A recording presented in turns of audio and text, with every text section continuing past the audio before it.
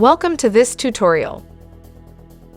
How to fix double-clicking not opening folders on Windows 11 and 10.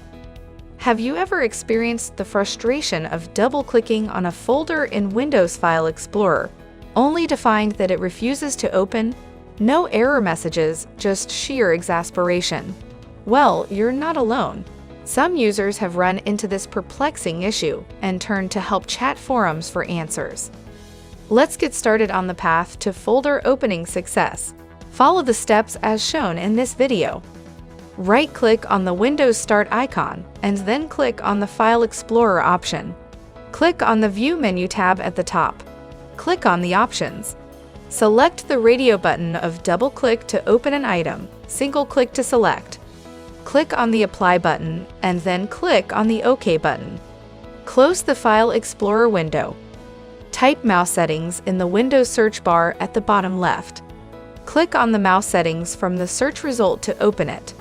Click on the additional mouse options.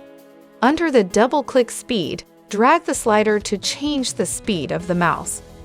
Click on the Apply button and then click on the OK button. Close the settings window. Click on the Windows search bar at the bottom left and type Registry Editor. Click on the Registry Editor app to open it. Click on the Yes button to allow permission.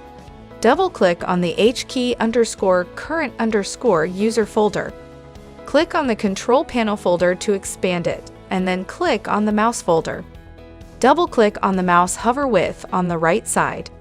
If you find that the value data is different, then write forward to set its value and click on the OK button. Similarly, check the value data of mouse hover height and double-click width. The value should be set to 4. Close the Registry Editor window. Wasn't that easy? Have a nice day. Please subscribe to our channel.